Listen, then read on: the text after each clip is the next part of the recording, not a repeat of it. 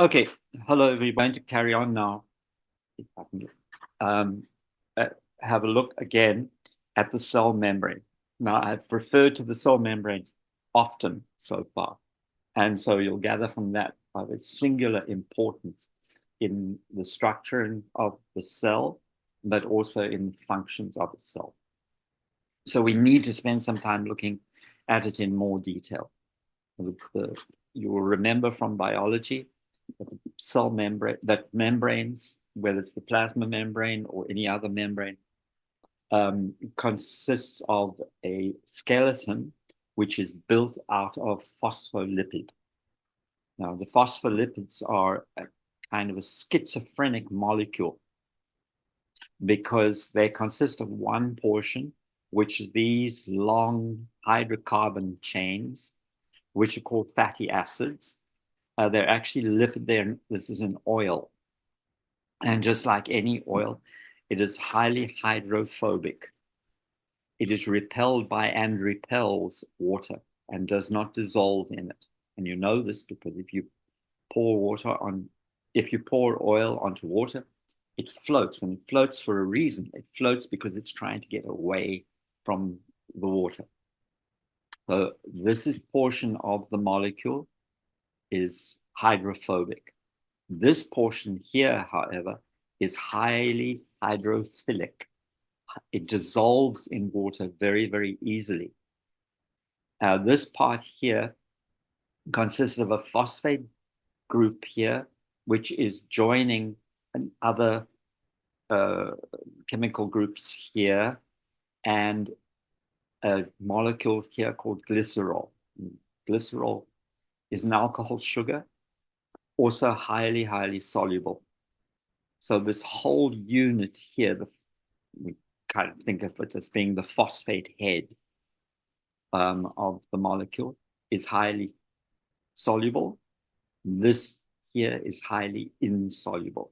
So this molecule is forced now, whatever environment it's in, it has to behave in a way which satisfies those needs of the different parts of the molecule. It satisfies the characteristics of those two parts. So the way I want you to imagine it is, first of all, if I was to just take, this is liquid, by the way. So if I was to take a small drop of this and drop it onto the surface of a beaker of water, how would it behave?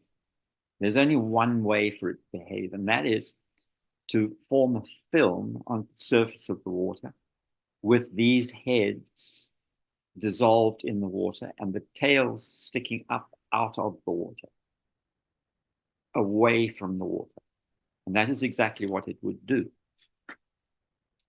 Now imagine that I force it underwater. I absolutely force it underwater. Maybe I take the vessel and I shake it like this and force the film to break up and go beneath the surface of the water. What will it do? How will it behave? It will, initially, it will start to form spheres where the heads of the phosphate heads are on the outside, forming a shell dissolved in the water. And all of the tails will point inwards and exclude all the water. So that's fine. Now we have these little spheres. Now I'm going to be really cruel to them, and I'm going to shake them up so vigorously that I force water into the center of that sphere. Do you see what I mean? I force water into the center of that sphere. Now, how does it behave? There's only one way for it to behave, and that is for it to form a double membrane. And this is what we see here. You can imagine if I did that, water on the outside, water on the inside, then the heads dissolved in the water on the inside, heads dissolved in the water on the outside, and all the lipid tails facing inwards, excluding water, excluding all the water. This is the basic structure of the membrane, of the plasma membrane. It consists of two leaves of phospholipids, and they are oriented so that they satisfy the requirements of their respective relationship to water. Highly insoluble on the inside, highly soluble on the outside. And this is the basic structure of the plasma membrane. And here is an electron micrograph. You can see here on this light band in here, this is all the fatty acid tails. And this stained darkly on the outside of phosphate or glycerophosphate. This glycerophosphate because it's glycerol and phosphate groups. All of the heads, soluble heads on the outside. So that is the skeleton of the plasma membrane. It's not the whole plasma membrane, but that is the basic skeleton, the basic structure. It's formed from these molecules. Now, the membrane is a living thing. It has living function. But the living function is not conferred by this phospholipid bilayer. Instead, it's conferred by proteins which are embedded in the phospholipid bilayer. The first thing to realize is, I've said it a couple of times, but may not have struck you strongly. This is actually liquid. It is held together by the forces, by the hydrophobic forces of the water. But it's also held together by molecular attractions between the molecules. And even though those attractions are relatively weak, there are so many molecules that it has a certain strength. It has a tensile strength to it. But it is a liquid. And so the model that I'm going to show you of how the membrane is structured and how it works is called the fluid mosaic model, because it truly is a fluid. And the proteins that we're going to talk about actually dissolved in that fluid. So have a look, have a look here, and we start to get closer to what the molecule, the membrane actually looks like in real life. And that is, here's our the skeleton, the phospholipid bilayer here. But embedded in and associated with this phospholipid bilayer, there are many, many different kinds of protein. Some of them span the whole membrane like this. They go from the outside to the inside. And those are called the integral proteins because they're integral to the membrane. But there are lots of others as well, which are associated with one or the other side of the membrane. And those are called the peripheral proteins. Now, these are all very, very active. Most of them are proteinaceous enzymes, and they are doing many different things. They enable, for example, in bacteria, most of the really important biological functions take place at the membrane because that is where the proteins are. That is where the proteins which drive these processes are located. So, for example, the processes of respiration in bacteria take place at the membrane. Cell wall synthesis takes place at the membrane. DNA replication starts at the membrane. Very importantly, remembering bacteria have no eyes, they have no ears, yet they need to know what is happening in their environment. Many of these proteins are sensory, and they will sense what is happening on the outside, for example. And by reacting with what is happening, maybe they're measuring the pH. The protein sees that the pH is getting out of range, out of safe range. It may spark reactions inside the cell to protect the cell. If it is sensing that, for example, oxygen is getting low, it may trigger fermentation processes on the inside. Many of these proteins are sensing what is happening and relaying information to the cytoplasm for certain processes to begin. But one of the most common and important functions of these proteins is to regulate transport of molecules to and from the cell, regulate passage of molecules into the cell, and regulate passage of molecules out of the cell as well.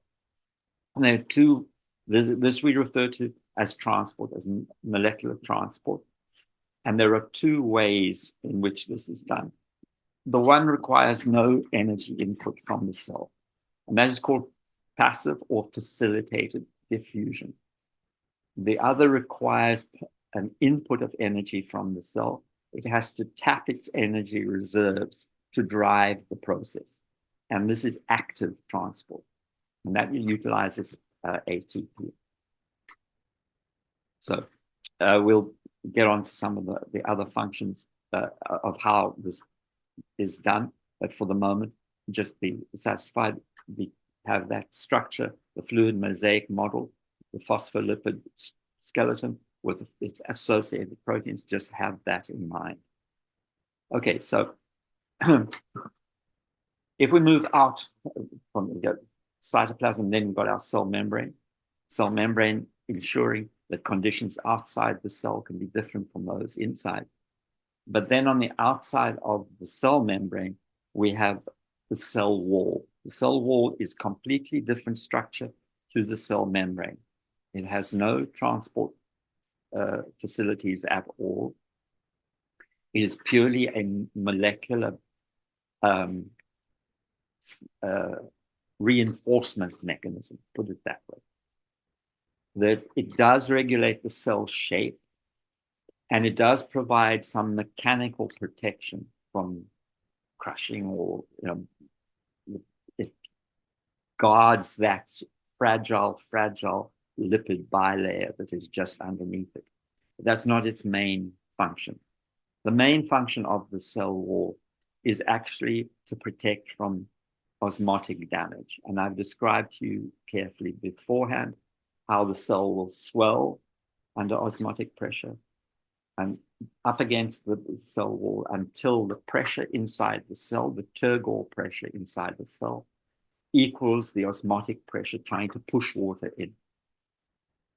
And when that happens, the increase in amount of water inside the cell stops, and a static, stable condition is reached. So the cell wall is extremely important, but it also provides us with some really important clinical information. Now, the cell wall itself can be antigenic.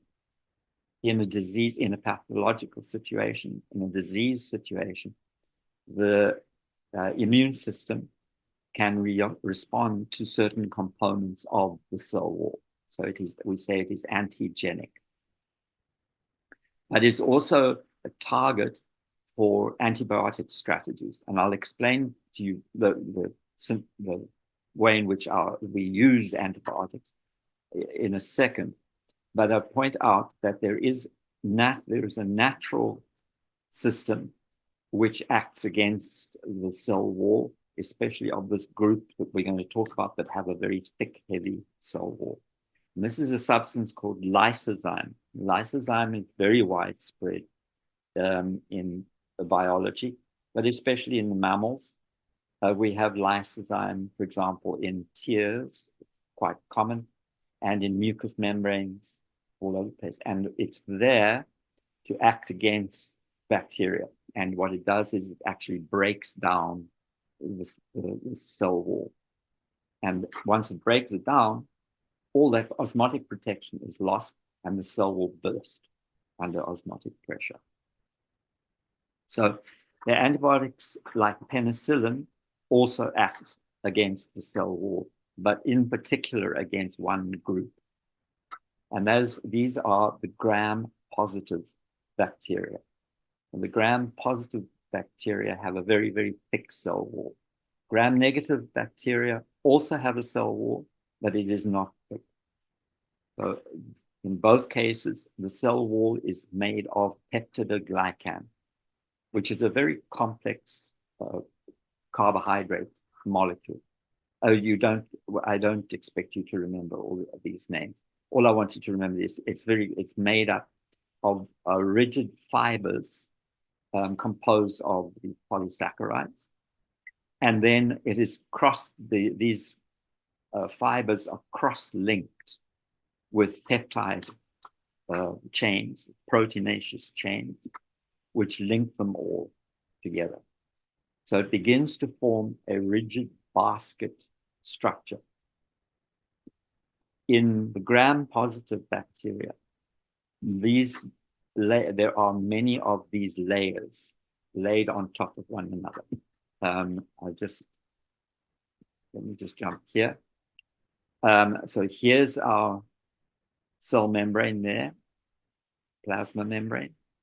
And here on the outside of that is this thick layer of peptidoglycan. Here you can see the different leaves of fibers laid on top of one another, but these are bound together. First of all, they're bound horizontally by peptide bridges, and then vertically here, they are bound by teichoic acid. And teichoic acid is a very, very strong binding agent, which ensures that this is a rigid entity, and it becomes extremely strong. So this type of peptidoglycan is particularly susceptible to antibiotics like penicillin. Penicillin especially acts against gram-positive bacteria. So here's the typical gram-positive structure, just the normal cell membrane, skeleton with all its embedded proteins, and here on top, thick layer of that peptidoglycan. Just let me check. Oh yes, I should say that this is the teichoic acid, which ties the whole thing together and to the membrane. This teichoic acid is actually clinically significant because it is strongly antigenic, and it excites a reaction from the immune system. Okay, so that's the gram-positive, relatively easy to understand. It's quite a simple structure. The gram-negative, however, is much more complex. This division between gram-negative and gram-positive took place very, very early in the evolution of the prokaryotes. And we can see traces of these in the fossil record, for example. So the gram-negative consists actually of two distinct layers outside of the cell membrane. So here's our cell membrane. I'll go to a bigger one in a second. Here we are. Here's our cell membrane there. As before, the phospholipid structures, and then the proteins embedded in that. Here, however, is the peptidoglycan layer there, and it is extremely thin, usually only one layer, some maybe two, but still always extremely thin, and there is no teichoic acid stabilizing and binding it either. All it does have peptide cross bridges, but it has no teichoic acid, which is what really confers the strength to the gram-positive. But outside of the cell, this then is the cell wall itself. Outside of the cell wall, there is this structure here, which is called the outer membrane. And the outer membrane, at first glance, looks very much like the cell membrane. And it certainly is, it's a bilayer. And its bilayer structure is conferred by the fact that it has one part of the constituent molecules are hydrophilic, as before, these heads. And then it has hydrophobic tails, which face inwards. But in fact, this leaf here is a mixture of two kinds of molecule with that dual nature. The first are our typical phospholipids. They are with the yellow heads here. But these ones here with the red, shown here with red heads, here, stained red here, are called lipopolysaccharides. And they are somewhat different in structure. and they are clinically extremely significant. I'll return to that in a minute. Just be aware that this this is called the outer membrane. And just be aware that it has those two kinds of molecules. It has phospholipids and lipopolysaccharides mixed in it. Now, I just want to take you back to this. I want you, if you have printed these out, I want you just to make a correction. Here, this sentence reads, the outer layer is of the outer membrane is made up of phospholipid and in your notes it says is made up of lipopolysaccharide. It's not entirely made up of lipopolysaccharide. It is a mixture of phospholipid and lipopolysaccharide. That's important, so please add that in there. Okay, so this sets up a situation where we have lots of nuance and lots of detail we need to see. The first is that between the outer membrane, this whole structure here, and this here, which is the cell membrane, there is a space.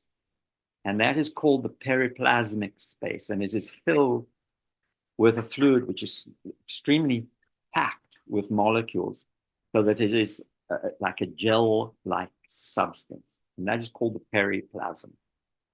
So the periplasm occupies the periplasmic space. Inside the periplasmic space, this is the cell wall here. And spanning the outer membrane, there are many, many, many proteins. It also has associated peripheral proteins as well.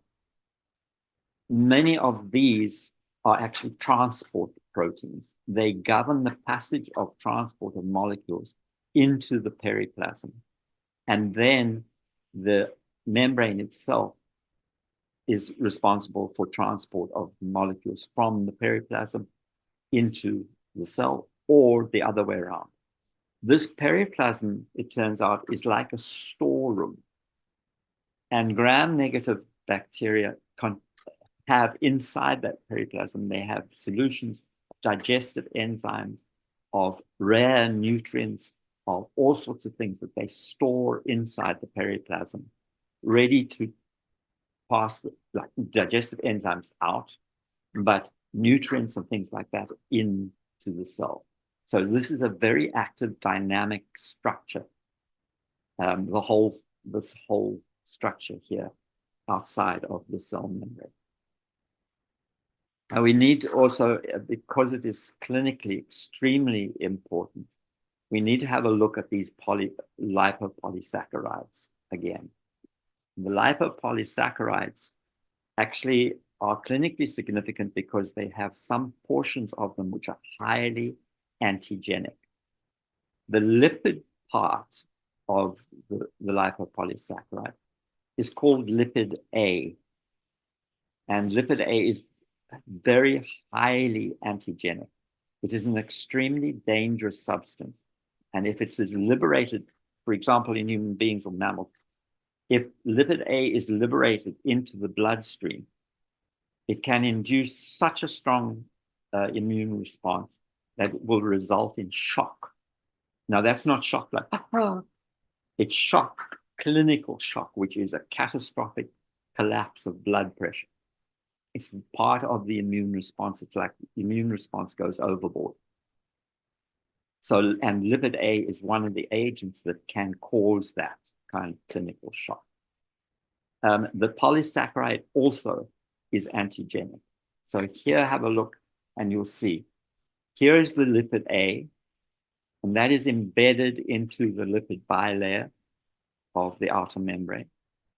And here, attached to lipid A, there is a polysaccharide molecule, very complex, lengthy polysaccharide molecule. And that in itself is antigenic. But it is this lipid A which is particularly dangerous. And it is called an endotoxin. Now, what happens is in a gram-negative bacterium, if it is in circulation and it dies and bursts and lyses, it will liberate lipid A in solution in to the body fluids. And once it enters the body fluid, begins circulating, it excites this very, very strong immune response. Gram-negative bacteria in a pathogenic situation are particularly dangerous because of this. Gram-positive bacteria certainly also have antigenic properties and can induce all sorts of immune response. But gram-negatives can induce this particularly dangerous strong response.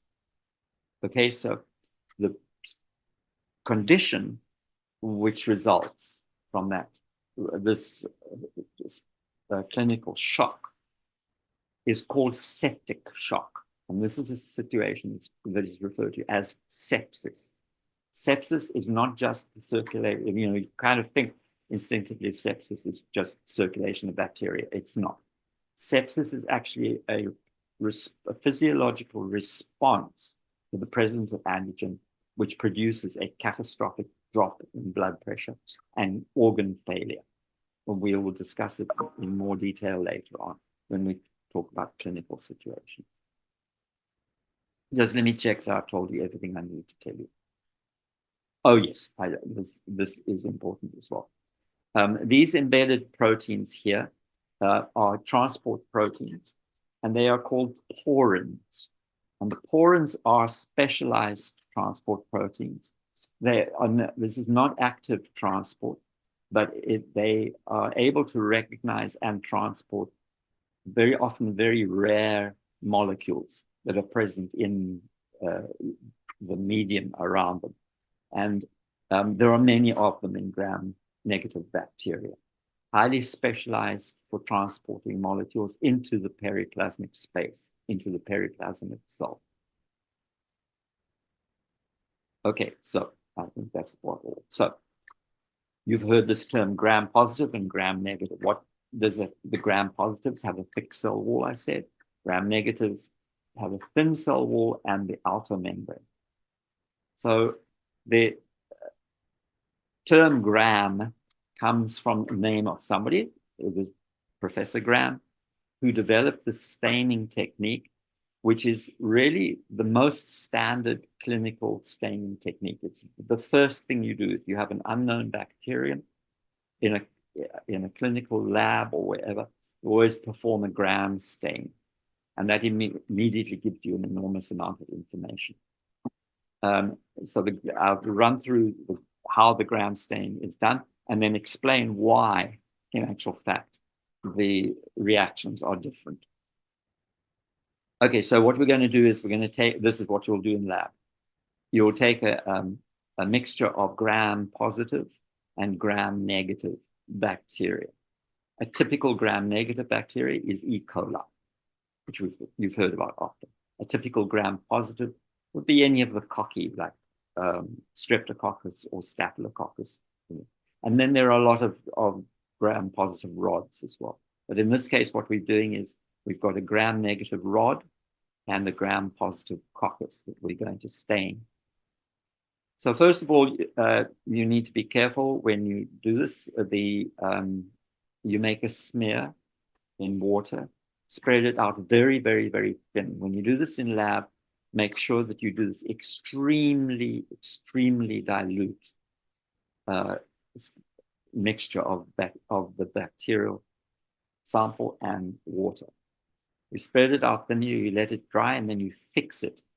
You heat fix it. What you do is you heat up the slide, and that causes all the bacterial proteins to coagulate and tie the cells to the glass slide so they don't wash off.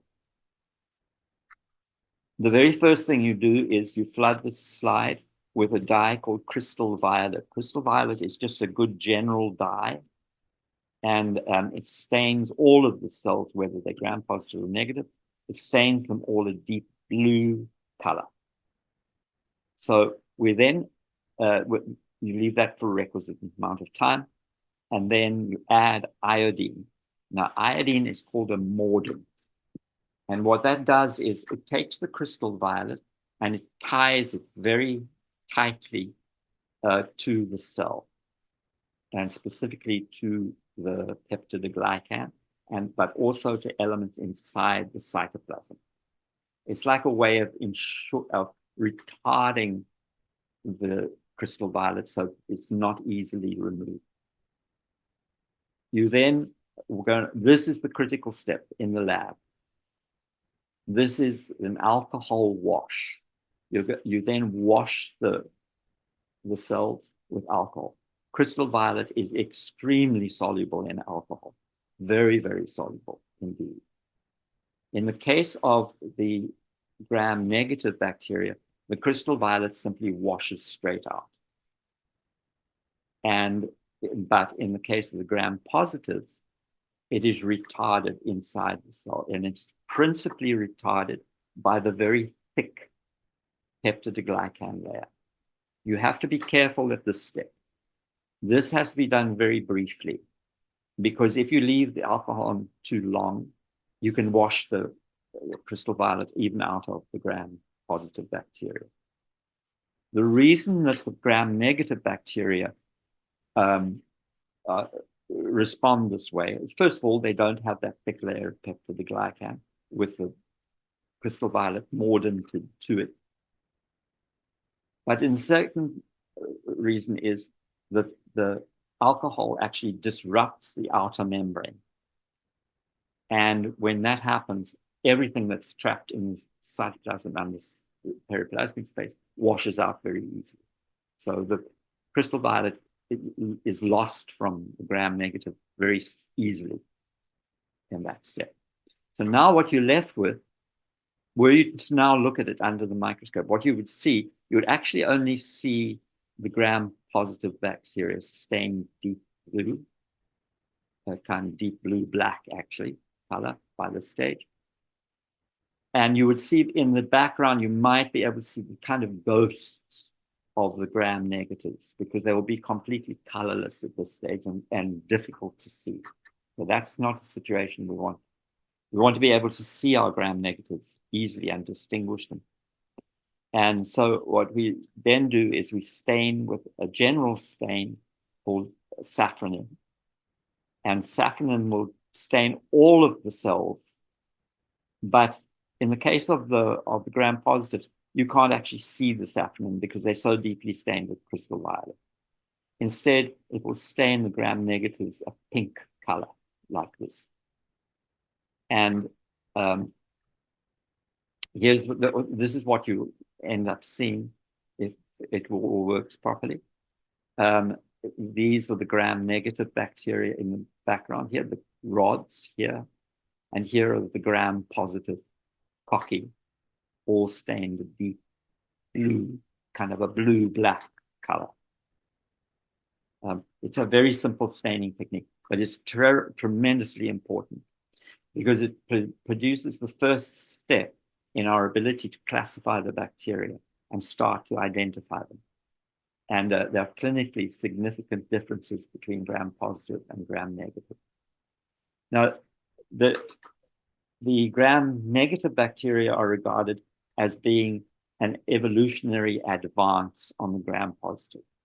That gram-negative outer membrane structure is actually extremely active.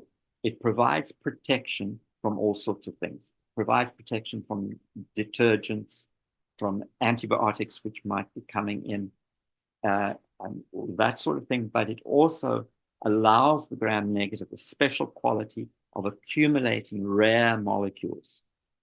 And so one of the things that we notice is in environmental samples, for example, anywhere in an aquatic situation where nutrients are very rare, for example, in seawater or in lakes or in streams, the bacteria you tend to find are gram-negative because they can exist in that environment, that low nutrient environment. They're much better than gram-positives. Gram-positives tend to occur in nutrient-richer environments. It's not a universal rule, but you tend to find more gram-negatives gram-positives in a rich nutrient environment like the soil, the gut, these sort of things. That is not a universal rule. Many of our gut bacteria, for example, are gram-negative, but we do have many gram-positives in our gut as well. Okay, so we need to talk about just one. There are some exceptions to this gram-positive, gram-negative division. And here's one of them. And this is, we mention this because this is such an important bacteria. This is mycobacteria. And the mycobacteria are a group which are very diverse. Some of them are completely harmless. And in fact, we have mycobacteria which are commensals with us. They exist on our skin in various places. They don't cause any harm at all. They're just part of the natural flora that we harbor. But there are some which are extremely dangerous pathogens. And here's a problem with mycobacterium. They have a specialized cell wall. And you can't use the gram stain. They don't respond to the gram stain. They're very difficult to stain using the gram method. And instead, we have to use a special staining technique. And the reason for this is that the cell wall contains a substance called mycolic acid. And mycolic acid is a wax, and it repels stains which are aqueous, like crystal violet, for example. So instead, we have to use a special staining technique. And what we do is you will do this in lab. We take the bacterium and we actually heat them up. And in heating it, we melt that mycolic wax enough that it allows stain to penetrate to the cell and stain it. You then cool it and you let that mycolic acid set, and you then wash it with acid alcohol. And any cell that does not have that waxy cell wall will liberate all its stain and will not be visible. The mycolic acid, however, seals stain inside the cell if it is present. So in those cells which have mycolic acid, when you acid wash them, they stay stained pink. All of the other cells lose all their coloration, and we then counter stain with a blue stain. So cells which do not contain mycolic acids are now stained blue. The mycolic acid containing cells stain pink, and they repel the blue stain. They can't stain them at all. When we look through, we look at a smear, for example. Here is a smear, probably a sputum, from somebody that they suspect is suffering from one of the diseases, which we'll talk about in a minute. And here we can see these distinct pink rods. If you see here, you see how they are stacked up against one another like that. That's called palisading, and it's another typical reaction of this particular bacterium. In the background here, we've got a whole gamish of mucus and other cells, because this is being coughed up from the lungs. There are epithelial cells and things like that. You can see they are stained. And then if you look carefully, you'll see embedded on them are deep blue stains. Those are bacteria, but they don't contain mycolic acid. Only these pink ones. And we say these pink ones are acid fast. They did not get decolorized with an acid alcohol wash. And instead they kept their dye, the pink dye, so they are acid fast. And this is typical of this genus, Mycobacterium. In Mycobacterium, there are two diseases which are really important. And the first is Mycobacterium tuberculosis, which the name tells you immediately is tuberculosis, principally a disease of the lungs, but tuberculosis may spread through the whole body as well. We'll talk about it much later on because it's a really important disease. The other mycobacterial disease, which is important, is Mycobacterium leprae, caused by Mycobacterium leprae, and that is leprosy. Now it's not politically correct to call it leprosy anymore. Instead, it's called Hansen's disease, because Hansen was the first person to describe it. But they are very important pathogens. And that's a situation in which you would do an acid-fast staining. Okay, so having discussed the cell wall, now let's return to our discussion about the cell membrane.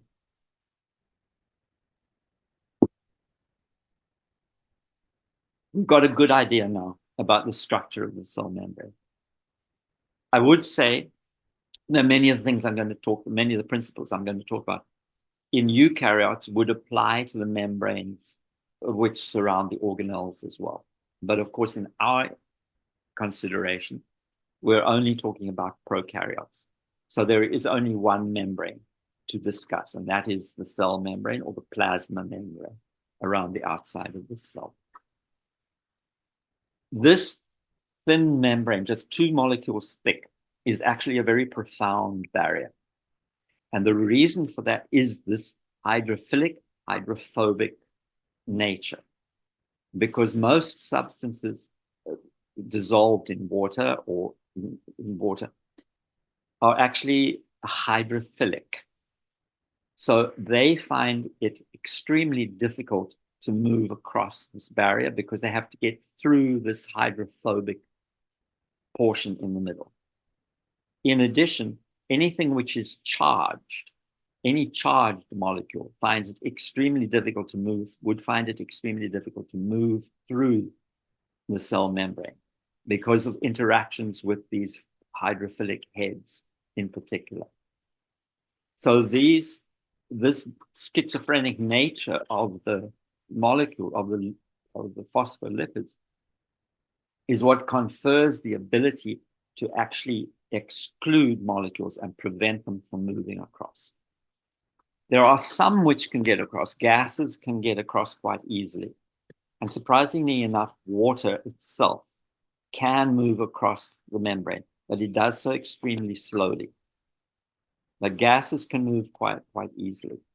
But anything which is charged, ions, all of these things, they find it very difficult to do so. Some of them may drift across, but slowly and in an uncontrolled manner. So those are the principle of diffusion, remember, is that things move from area of high concentration to an area of low concentration. And so that is called simple diffusion. If, for example, I have a high concentration of oxygen on the outside, it will move across the membrane to the area of low concentration on the inside. But most molecules cannot do that. And they would just be unable to get to the inside. Of course, that's an untenable situation for the cell. The cell has to be able to accumulate molecules which are useful to it and necessary in the metabolic processes. So it has to get the stuff across somehow. Now, the first way in which this is done is called facilitated diffusion. It's not simple diffusion. It's facilitated because the cell sets up a situation where molecules can move easily across the membrane, but it does not require energy. So there are 2 ways in which this can be done. The first is through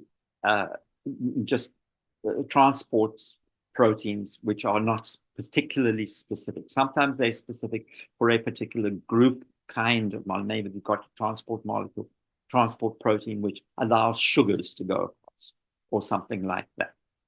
But these are non-specific. They don't limit transport to one particular molecule. So facilitated diffusion always works using the natural forces of diffusion from high concentration to low concentration. And we may find it in both directions, by the way, but most commonly it's to move molecules into the cytoplasm from the outside. So there's non-specific transport like that. The cell can exert some control over that, however, simply by removing the transporter if it's no longer needed. So it may, when it needs to, it can manufacture lots of these proteins and shove them in the membrane to facilitate diffusion rapidly. No longer necessary, they can pull them out and shut them down. But there are also many specific transporters. So, for example, there are specific transporters for glucose. And these usually work by enabling a reaction between the substance that they're going to transport, let's say glucose.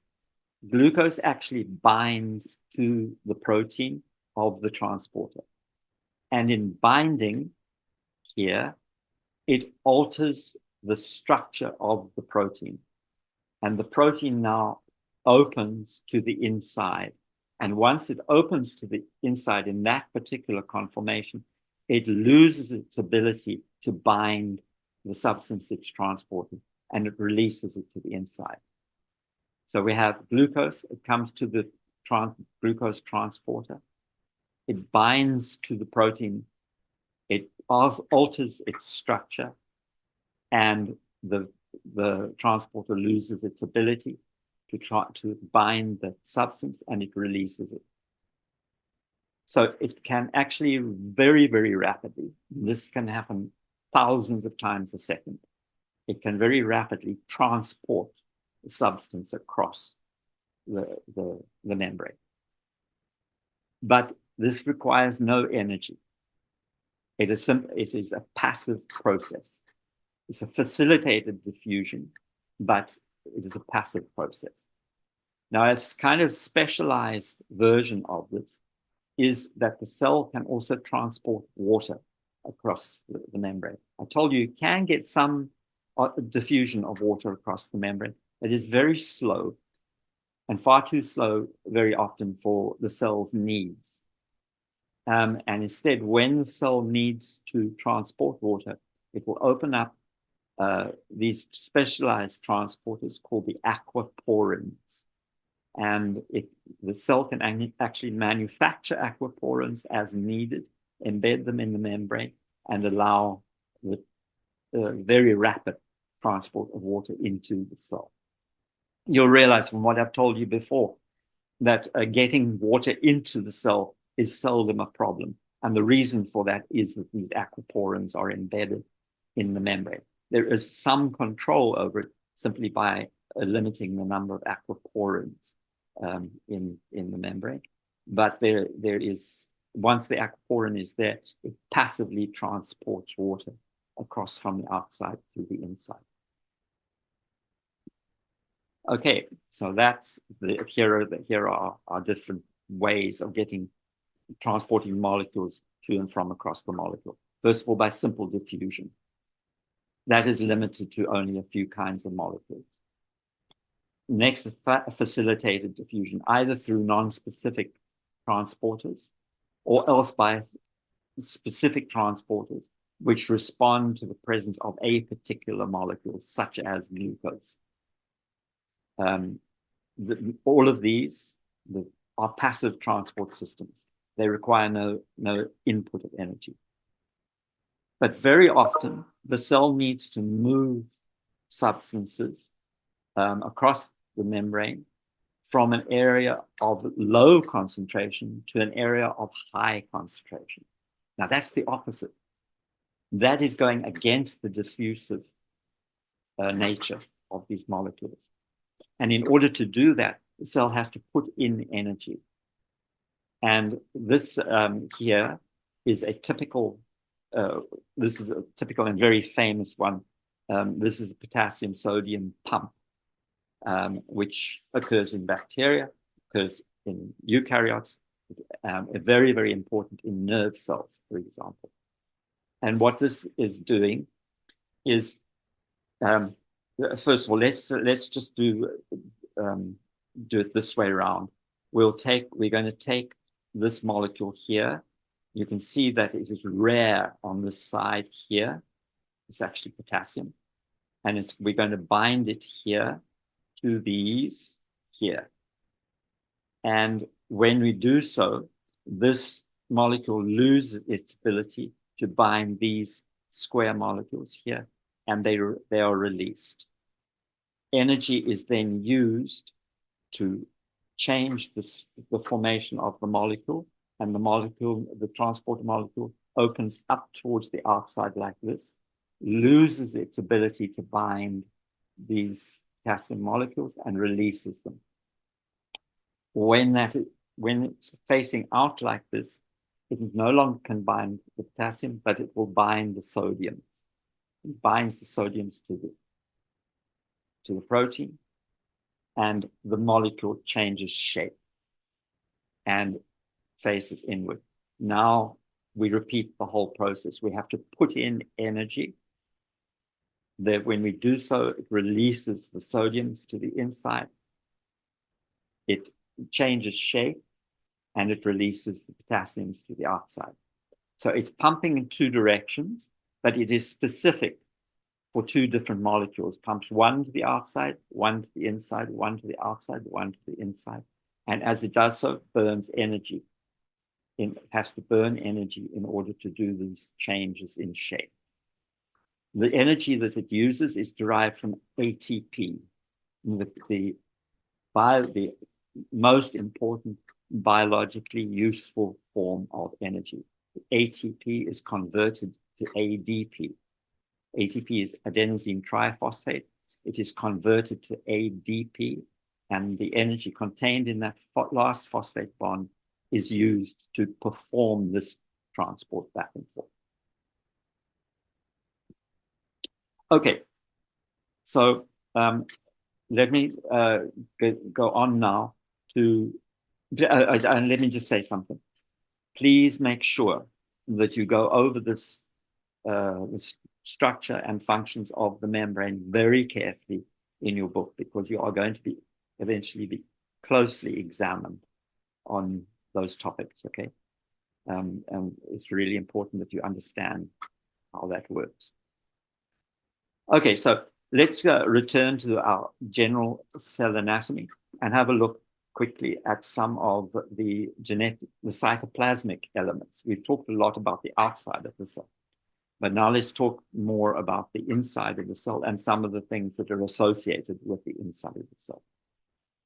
Bacterial chromosome is one thing I've discussed in detail before. A very large DNA molecule in the form of a circle, which is intricately wound up in an area of the cytoplasm called the nucleoid.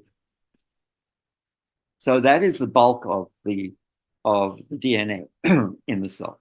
It is not all the DNA, because many bacterial cells will have little circlets of DNA called the plasmids, also in the cytoplasm, and containing very often useful information, such as antibiotic resistance. Sometimes it confers the ability to produce toxins. Sometimes it confers the ability for a non-pathogenic cell to become a pathogenic cell. We'll talk about one of those in a minute. Okay, so that I'm not going to say much more about. We discussed it in detail before. But also inside the cell, you may see many other things. Once you develop the ability to examine these cells carefully, you'll start to recognize that there are maybe things inside the cytoplasm which sometimes mimic, visually mimic the organelles, but they're not organelles. They're never membrane bound. And these are referred to as the inclusions, and inclusions may be many different kinds. Very often they are storage products. They store phosphate compounds, they store polysaccharides, especially glycogen. That is one that's commonly seen. And in this case, they're storing this substance, and we abbreviate it to PBH, polybeta hydroxybutyrate. And here you can see there's large stores of it inside the cytoplasm. That's actually very useful. So the cell doesn't need to use all its pH at one time, so it can store it for future use. You'll see many different substances stored like this inside the cytoplasm. But the other inclusion that you'll see is one which is restricted to two particular genera of bacteria. And these are restricted to Bacillus and Clostridium. We'll hear a lot about both of these later on when we talk about bacteria and disease. But Bacillus is a very common genus, and it is a facultative anaerobe. That means it can operate in the presence of oxygen, or it can operate in the absence of oxygen. It's a very common environmental bacterium, but there are situations where it causes disease. And there are some very important diseases, one of which we've already talked about, which is anthrax, caused by Bacillus anthracis. The other genus that performs this activity is Clostridium. And Clostridium, these are obligate anaerobes. Obligate anaerobes cannot tolerate the presence of oxygen at all and only operate in the absence of oxygen. So these two genera are able to produce spores. Now, spore, in this case, is a specialized cell. This is not a way of reproducing. This is a production of a specialized cell. Here is the normal, you can think of, think of that there, that portion as being a normal cell. That we refer to as a vegetative cell. It's out in the world and it's operating with all the normal things. It's growing, it's sopping up nutrients and dividing and reproducing and everything else. But normally when it reproduces by binary fission, and it produces two identical cells which are clones of one another. But under special circumstances, especially when conditions begin to get bad in its growing environment, when nutrient becomes low or when waste products start to build up, then the cell responds with a special kind of division. And it will divide so that here it replicates its DNA, shunts one molecule of DNA to an area of the cell where a small cell begins to form. And the membrane of the cell pinches off and actually isolates this area here. We call this a prospore. And we then have a process whereby another membrane is laid down around it, and a layer of peptidoglycan is laid down between those two membranes. Now this outside of this membrane on the outside, a thick wall is laid down. This wall is highly specialized, and it's called the spore wall. And now the spore actually begins to be quite visible, even in an unstained state. You can often see the spore quite clearly. And this spore wall here, we'll have a look here at this electron micrograph. What we see here is the inside of the cell, what would be the cytoplasm here. There is a membrane around this. Here's another membrane. The black line here is the other membrane laid around the outside. And between them is the peptidoglycan layer there. But the really important feature of the cell is this. All of this here is the spore wall, a very thick layer of complex proteins and polysaccharides. And that spore wall confers on the spore all sorts of abilities. First of all, the spore becomes almost entirely dormant. There's almost no metabolism at all inside the spore. So it's in a resting state. The spore wall allows the spore to be resistant to antibiotics, to detergents, to alcohol, even to boiling. It can withstand boiling. And if we want to kill spores, we actually have to raise the temperature above boiling point. And the only way to do that is to put whatever we want to sterilize, or the spores we want to kill, into a pressurized cylinder, into a pressurized vessel, where we raise the pressure and then boil water, because water under pressure will boil at a much higher temperature. And we can raise the temperature up enough under those circumstances to kill spores. And that apparatus that we use, the pressure cooker we use to do that in, is called an autoclave. And all of the media and everything that you use in surgery, all of the stuff that is used in surgery, this is all sterilized, not only to remove living bacteria, but especially to get rid of spores. And because both of these, Bacillus and Clostridium, have members which are highly pathogenic.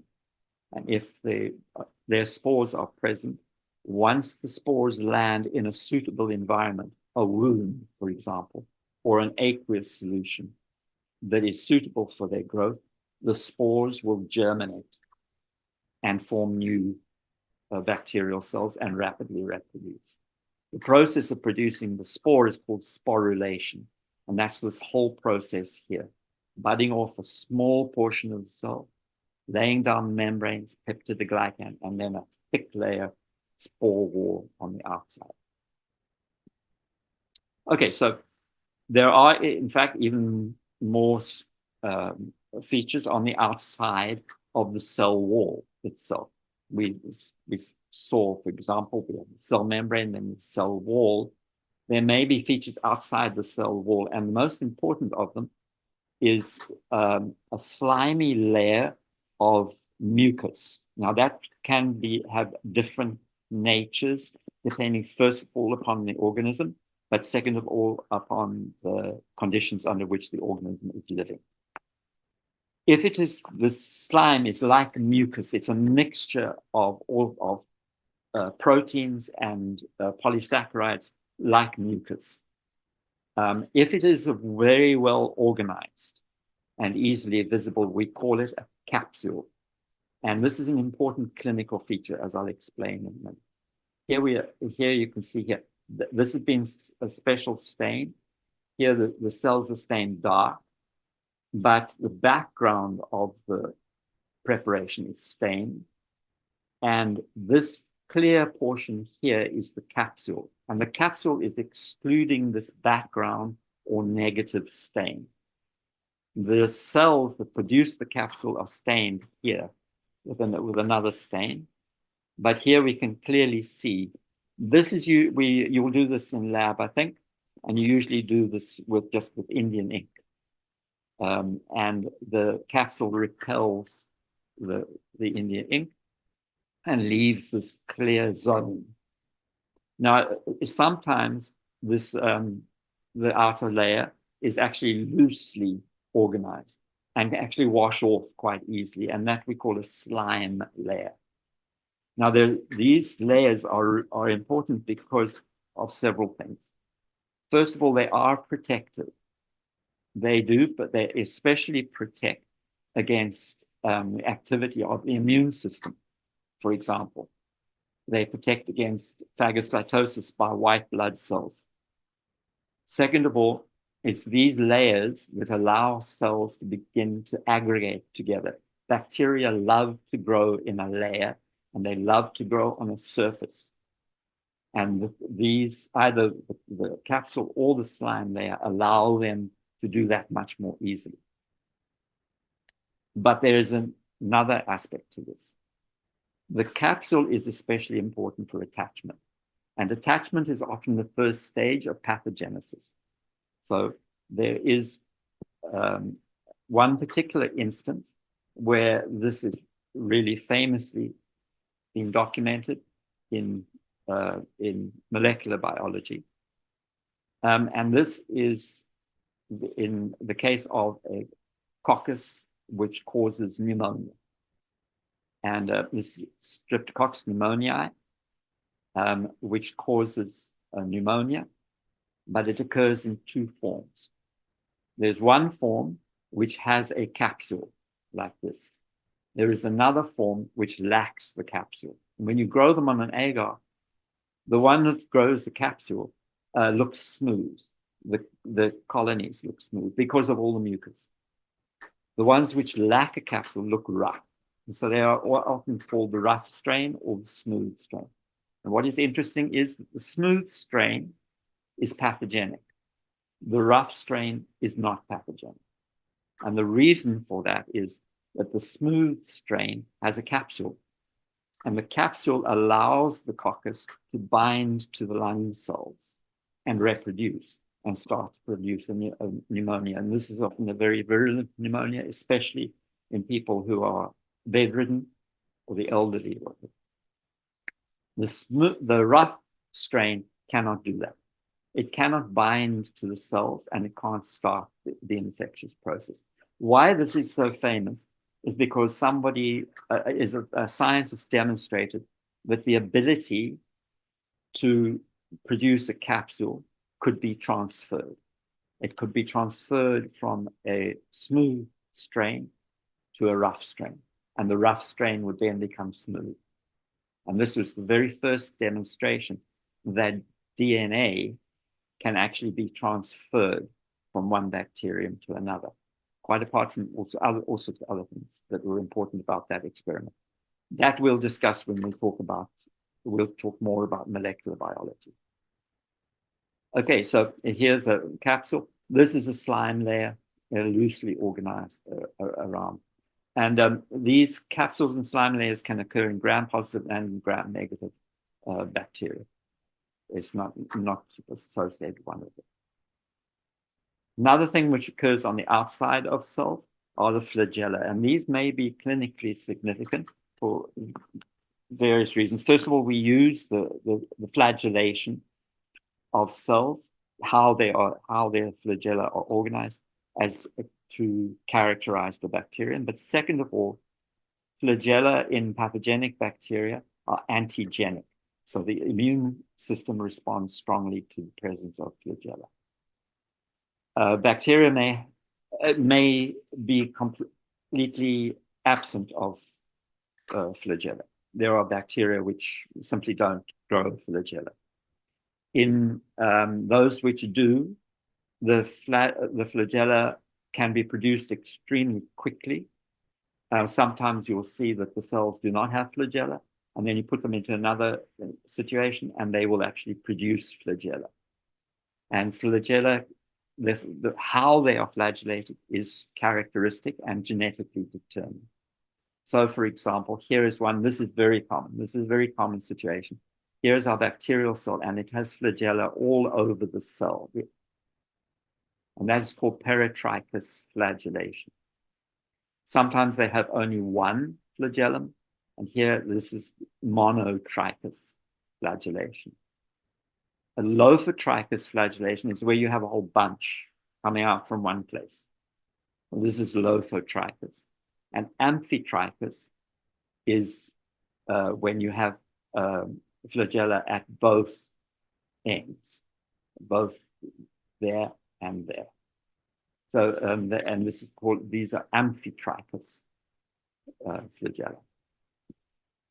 So the flagellum is, I'm not going to go into it in a huge amount of detail, but it's a very fascinating part of the cell because of its incredible organization. Here you can see here, it has actually a little motor embedded into the cell membrane. This is a gram-positive, but in gram-negative, it has two sets of rings, one embedded in the outer membrane and one embedded on the cell membrane. And these are driven, the motor is driven by ATP. It uses, and it actually uses a lot of energy to drive the motor. And the motor can spin in both directions. But there's only one direction where it is functional and will produce movement. Now, it's tempting when you see the shape of the flagellum to think that the flagellum does this, right? It doesn't. The flagellum is actually a rigid, more rigid helix in space, and it spins like a propeller. So, and it's spun by this little motor, and from here, this is called the hook, but it goes on from there into the flagellum itself. So the way in which this works is that there are two modes of movement with the flagellum. There is a useful rotation, in one direction. And when the flagella are spun in that direction, they get organized and they spin as a unit and move the cell, and they'll move it almost straight ahead. And that is called a run. So here you can see, here the flagella are all beating in this direction, and the bacterium will move in a useful direction. Now, let's just say I'm going to leave my pointer here. I mean, just imagine that I'm leaving my pointer here in the center, and the bacterium is trying to get to this place here. So it's running in this direction because it's picking up molecules or whatever that are in high concentration here. It's moving towards them in an organized fashion, but soon it's going to start moving away. Now, the bacterium has sensors that are picking up information from the environment. So it picks up that the signal it wants is fading. And when that happens, the flagella switch and they beat in the opposite direction. And when that happens, they become disorganized. And the cell just begins to tumble randomly. And it will tumble randomly until it picks up the signal again. And it will then start a run. And by doing this, by doing alternating run and tumble, it will slowly begin to move towards and finally home in on the attractive signal. Now, it can do the opposite. It can also move away from noxious substances or a bad situation. It can move away from a high carbon dioxide area to a high oxygen level, for example, or it can move away from a toxin being produced by something and away into safety. So although it sounds like an inefficient way of operating, this run and tumble, nonetheless, it functions for the bacteria. There are lots of kinds of bacterial movement, I should tell you. This we have mentioned before. This is a spirochete. And the spirochete, for example, Leptospira is one of them. And Treponema is another one that I told you about. They're organized somewhat differently. They have this rigid corkscrew-shaped cell. And wrapped around that corkscrew are these, they call the axial filaments, but they're actually modified flagella. And when they beat, instead of beating in the medium outside, they now force this corkscrew-shaped cell to start spinning on its own axis and moving forward. And the cell is acting as its own propeller. There's a specific reason why we think this evolved in these organisms, and that is that it allows them to burrow. It allows pathogenic spirochetes, for example, to burrow through mucus layers, which are normally protective of the mucous membranes. Environmentally, it allows spirochetes to burrow into the medium. It allows them to burrow through material, like or whatever is leaves or whatever are decaying in water, for example. So it's a very useful way of moving it, and it actually allows the cells also to move backwards. And spirochetes are the only bacteria which can move forward and back. The others are restricted to run and tumble, but spirochetes can move forward and back. Here's another set of extensions from on the outside of the cell. And these are different hair-like structures. These are made of protein. We don't worry about the difference between fimbriae and, this is pronounced pili. Fimbriae and pili. There are various functions associated with these extensions. One of them is to confer strange forms of movement called twitching and gliding. Sometimes you will see bacteria which can actually glide along surface. In other cases, they move by a twitching motion, which flings them up into the medium, and they then land and twitch again, like jumping beans. But there's one type of pilus, which is extremely important in the transfer of DNA between cells. And this is a long pilus, a very large one, which looks more or less like a straw. And here it is here extending between two cells. We will hear more about this when we talk about molecular biology, DNA, and the function of DNA. But here's an example of it. Here is a cell which has extended a pilus. It is called a sex pilus, even though this is not really sexual reproduction, but it is the exchange of genetic information. What happens is not that the cell spits the DNA all the way down this tube. Once the sex pilus is established, it shortens and it pulls the one cell close up against the other. And then where the sex pilus was, an opening is made between the two cell membranes. So the cell membrane, the cytoplasm of one cell is now in contact with the other. And through that opening, DNA is transferred in a specialized manner, which we'll discuss much later. But just remember, the sex pilus is for the transfer of DNA from one cell to another. Okay, so that's the end of our discussion about the form and function of prokaryote cells. I do want you, please, to revise all the material that you had about the organelles and structure of eukaryote cells. This very beautiful photograph, by the way, is a specialized microscopic technique called confocal microscopy, which produces these beautiful, very, very clear pictures. And in this case, I'll just point out, the blue is a nucleus. This is a cell, actually, here. This whole thing there is a cell. And what is stained green here are parts of the cytoskeleton of the cell, which maintains the structure of the cell, but may also be involved in transport. There's very beautiful pictures. But please make sure that you revise and understand structures of the eukaryote cells, and especially the differences between eukaryotes and prokaryotes, and then the differences between animal eukaryotes and plant eukaryotes. And that's it for the day. Thank you. Don't forget to test